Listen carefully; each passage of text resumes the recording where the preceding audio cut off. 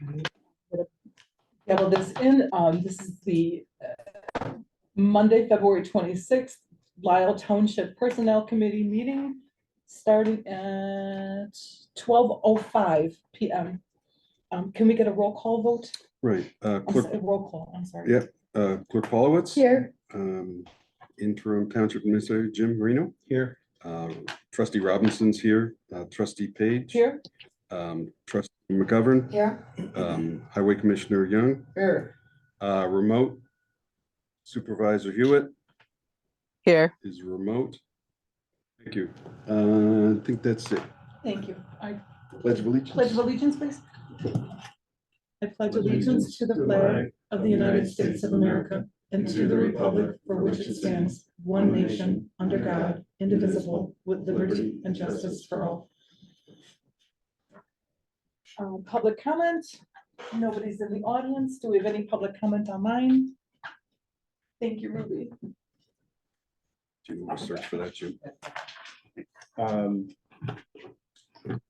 No. Supervisor Hewitt, can you confirm if there's any public comment online? Yeah. Well, Jim has the link in his Teams chat. But I can check and see. Last I saw, there was not any. 1 second. Thank you. Found it. Oh, did you? Okay. No, there's none on here. All right. No public. No public comment. So item number 5, discussion and recommendation on staffing levels related to the food pantry, human resources and transportation program. So who wants to begin? I think maybe we'll start with Jim. As far as staffing goes, I'm talking with the staff, I've been meeting with them, seeing how they work. Talk with Diane, of course, and it looks like there's 2 main areas of staffing that you should consider: food pantry and transportation. So the transportation, I would say, could warrant a second driver, part-time, especially if you're going to expand the program, continue it, and if you're going to have 2 vehicles, which you have now. You should have. We do still have the second bus. Where is it at? It should be in the garage. If it's not in the parking lot. So we currently have 2 PACE buses on this property. Yes. Okay. Yes. Thank you. So the thought was that Joe, of course, is full-time. If you did hire a part-time driver, then you could have a kind of a alternated schedule. So maybe more service in the afternoon if that's what people need. So maybe a little bit later. I think Joe ends at 4:30. So maybe the part-timer can start, maybe at noon and go to 5:30 or 6 or something like that. And it gives you a little bit more flexibility in meeting the needs, if the demand calls for that, of course. Otherwise, it could be, an overlap with Joe, and it depends on the schedule too. If it's a part-time person, maybe they don't work, 5 days a week. Maybe they, depending on, the schedule that's made up for the week, you bring the person in on those days where you need 2 drivers. So, but it gives you that flexibility. And of course, that driver would serve as the backup for when Joe's gone. Okay. Joe falls ill, goes on vacation, you've got a dedicated person that could fill as the backup. So you're not scrambling to bring somebody in or find somebody that could drive that thing. So that's one area. The other area would be a part-timer to assist with Jordan and serve as Jordan's backup in the food pantry. I think that's certainly necessary, again, especially when Jordan's not here, or if he's running late, calls in sick, vacation. He was on vacation for 3 days last week. And it would be good to have somebody on a part-time basis trained in full capacity to step right in when he's not here, and assist, of course, and if it's a part-time position, there's flexibility, Jordan can, schedule that person as needed. Do you see these positions as a combined, a part-time or almost full-time driving and food pantry as we had originally, That's a possibility. You could do that as the well. hours work. Right. Um, That's a right now our food possibility. pantry hours are, The only thought would be is if you have a driver that's also helping out in the food pantry, you may have a conflict where that second driver needs to work a particular day. Maybe because, you know, there, you've got that many scheduled, you need 2 drivers that day, or Joe's on vacation or sick, so your driver is dedicated to driving that day, and then if Jordan needs help, or Jordan calls off or is on vacation, then that one person can't fill both roles, you know, so you're not gonna have any overlap. what are the requirements to be a driver? It's not a CDL, correct? No, Okay, it's just clean record. They had to pass that, the DOT specialized drug test. Okay. Yeah. I think that was the only difference. Alright. And they have to pass the DOT physical, and they have to be trained by PACE. You're gonna continue both programs at pace on your own? It's a fair question to ask. I think we made a commitment in the public forum that we were gonna continue the supplemental program at some level, so. It had only been going for 6 months at that point, not hardly, Right, right? So right. it needs a little bit of time to prove itself out.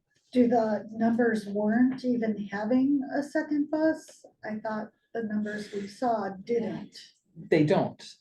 So we have a second bus, but we'll get a second driver. Because if we keep the bus, we have to have a driver. So that's really why we're here, right? Because, I mean, the numbers don't justify a second bus, do they? I don't know, I haven't looked at the numbers. Okay. I haven't gotten involved in the transportation program to that depth. According to Alexia, there are days that the bus was getting to be full, but most days they could easily add another 5 or 6 people to it. So that's 50% increase before we would need to even think about. Yeah, I think the flexibility it gives us is extended hours. A second driver would let us run longer, and maybe that would create more demand. I don't know how many people aren't using it because it stops running at 3:30, whatever it is today. And I think what we're just talking about here is what should our plan be for the next year? And I think it's, you know, and we had like approved or envisioned, but not necessarily approved. So what we're trying to set is what would that look like? And because we're trying to figure out what our budget numbers would look like, right? And then we can assess, do we need really look at the numbers? When is the right time? And do we need to hire this person? So I don't think it's saying, this discussion is not saying we're hiring someone tomorrow. This discussion is directional. And I feel there is a need, I think there's an opportunity to expand the ridership. The messaging just hasn't been getting out there.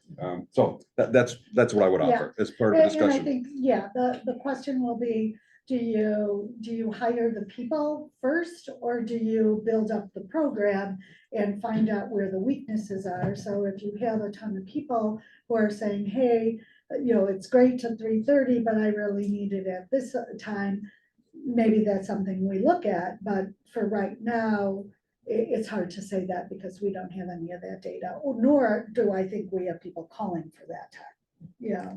I do think transportation is each that we could fill, because it isn't there yet within our, on our map. You know, we have the strong senior programming at the park district, so I think it is something that we could and should develop. But yeah, my thoughts right now running through my head are, oh, what about some locals I know in town that have the connections already? And then they advertise, yeah, I'm driving for what? And it gets spread, because that's how the news really travels around here, is word of mouth. Because you're kind of looking for a semi. So I'm not sure professional if anybody can see my hand up. Can you see my hand up? No, we No. can't. Actually, nobody's. There we go. Go ahead. Okay, so the numbers are in the transportation forum as to the ridership and all of those numbers. From a sustainable perspective, we haven't actually done sustained advertising in any way, shape, or form because of Gerald and Terry not being here.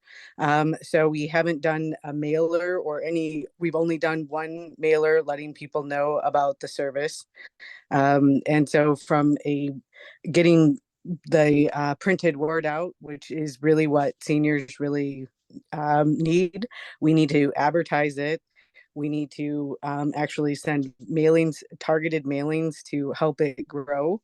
And we will lose the bus if we relatively soon if we don't have a second driver. So that's a reality that will just take place by pace. When does that occur, Supervisor? They haven't given us a date. I've asked several times for that date. They haven't let us know. Just out of curiosity, how quickly were you able to get the bus this last time when you requested one? Understanding that that was a bus that was put the down payment on in March of 2023 by Lisle Township and was literally just waiting for us.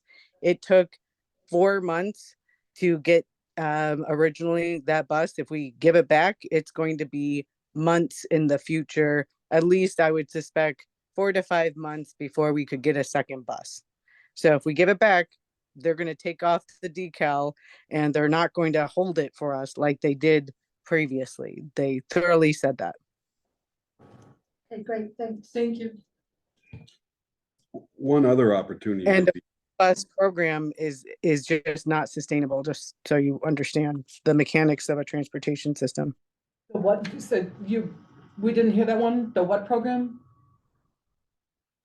Having one bus doesn't make it a stable program, because if there's ever any needs for maintenance, if there's ever any issues mechanically, then it's out of the whole program is done, is on halt until the mechanics are fixed. That's partially why we came to this situation.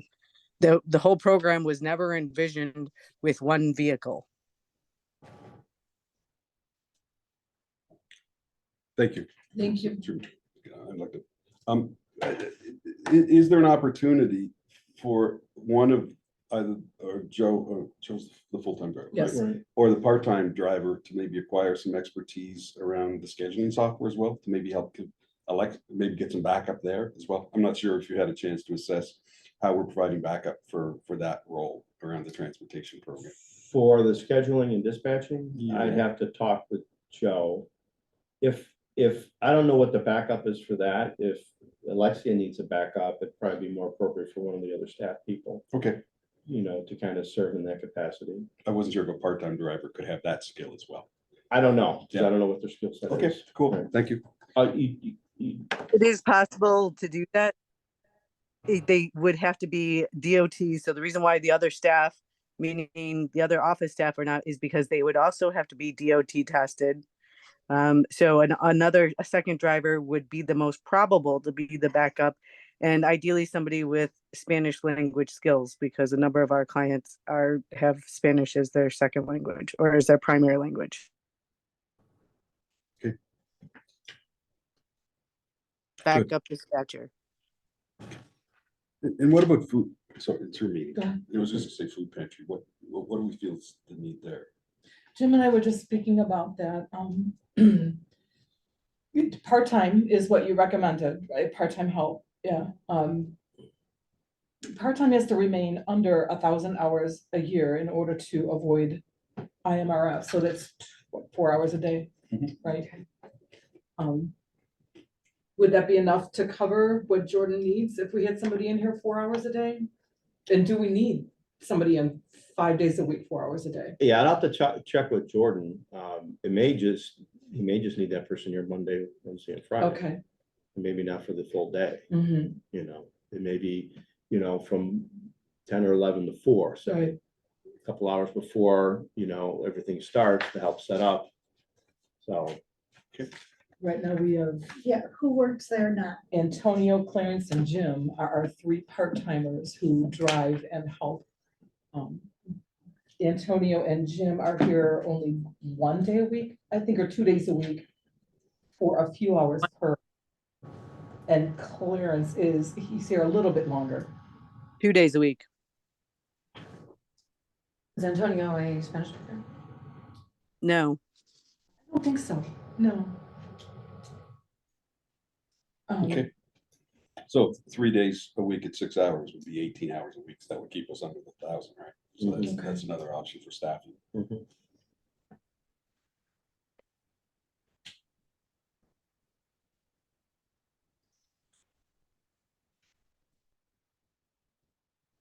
Okay, so that was transportation, food pantry, what about HR? So we were just, again, speaking about that, you wanna share with everybody else?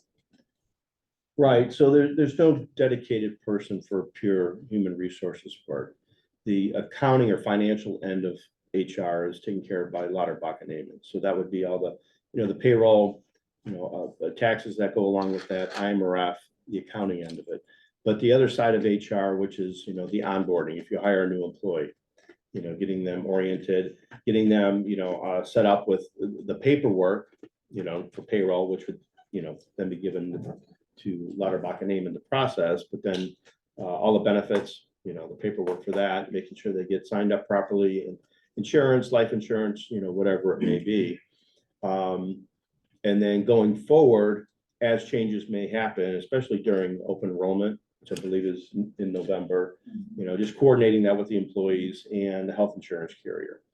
And then if there's short-term disability, if there's things like that. So it's not a whole lot. It wouldn't be something that you would have to have somebody here as a dedicated HR person. I think it's something that the administrator could partly do, but you should also have somebody else doing it if for no other reason than as a backup. I think frankly, it's something Michelle Porter would be able to take on. I think it would, I think she's got the time to do it. I think she's underutilized. And I think she could work in that capacity for a little time I've been here and worked with her. I think she's got certainly has the ability to do it. And if she, may have the interest in doing it. So for instance, she would be the person that would be the point person for open enrollment for health insurance.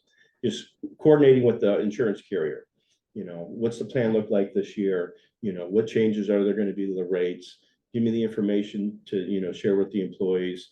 Employees want any changes in their open enrollment, then she would be the point person to coordinate that with the carrier. So it'd be that type of thing. And then if you hire a new person, getting that person started with the onboarding and things like that. So it's more the, the administrative function in that aspect. So I think that could be filled, with those duties being added to what Michelle already does. And then the administrator would take that on, as needed as another component of it. Supervisor Hewitt, your hand is up? yes, that's all a part of the contract with Lauterbach and Amon. So I don't know that that would be necessary because Lauterbach and Amon are doing the functions you just said, Jim. That's not my understanding. That's not how I read it in the contract. And I talked to Jacob earlier, and again, they take the accounting and financial side of HR, but the actual administrative work in administering benefits, and those types of things, and doing the initial onboarding, issuing the person their keys, giving them their setting up with the alarm code, just those basic functions. That's not something Lauterbach and Amon is going to do. Right. You need a staff person to do those types of things. It's infrequent too. Right, exactly. Right, it is Yeah, infrequent. yeah. And we need staff to be picking up on, like what you're saying, that the HR versus a company that invoices us. Mhm. Okay. Anything else to add? Anybody else have anything to add on number 5? Any other questions, discussion? I'll just, if there's any sort of legislative interpretation of employment rules and things like that, where we need someone who has expertise around the law of employment management, would we look for an augment, like a service like I think we've used? That was Connor Gallagher. Connor in the Gallagher, past, right? right, yeah. For employment lawyers, right? Is that mean, I thought we You had, can Well, notify you currently- either through the you think the Township of Illinois, your TOR? insurance carriers always tell you, and your lawyers. So we should be leveraging those relationships. They do it automatically. Well, I don't think there's been a change that we have been.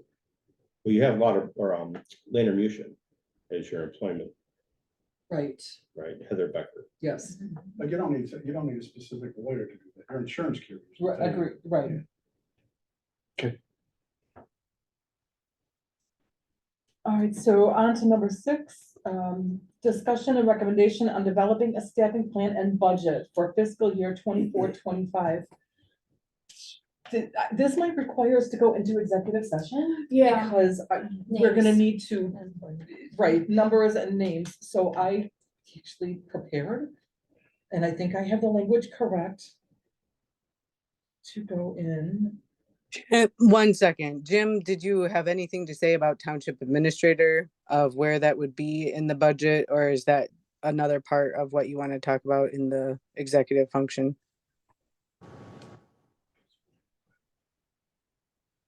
Sorry, so the question was how we would, the administrative role, the role that Jim's filling now. You want to talk about that An executive. in executive?